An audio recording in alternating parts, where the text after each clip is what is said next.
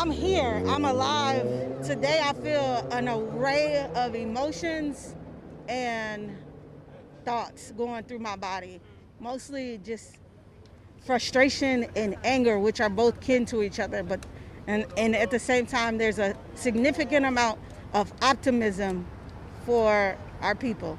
Those are all adjectives that I think resonates with a lot of people for different reasons. What makes you frustrated, angry, and what makes you optimistic? What makes me frustrated is that we are continuously dealing with a state of emergency within the Black community where we're always the victim or always the target of a system and oppression on every level. We have internalized violence in our community, and then we have externalized violence and traumas that we are dealing with. And those two married together complicates the fight for justice. How? Because we're fighting internally. And so you get anger and frustration when the system comes in, and what we saw last night was what we thought was a police killing another innocent Black man or unarmed Black man. And then, in fact, it turned out to be something other.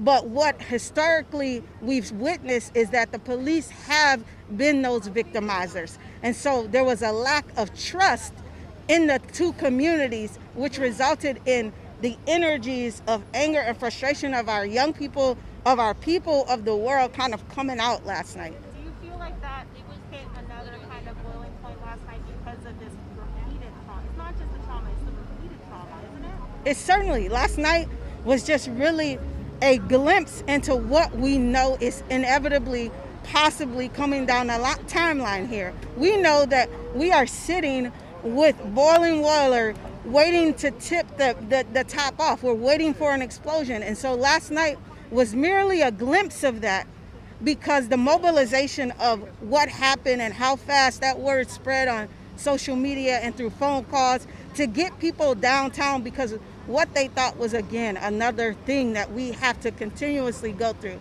So day in and day out, whether we're dealing with Black bodies dropping from crime internally in our community, or we're dealing with Black bodies being shot and victimized by a system, every day is something. We are always in a perpetual state of trauma. How do you fix that? That's what we're working on. And so today we're down here as a community with the Corcoran Neighborhood, Central Neighborhood, the Bryan Neighborhood, and the organizers to try to figure out how do we strategize and come up with strategic plans to take this energy and tackle the system and also utilize our internal resources.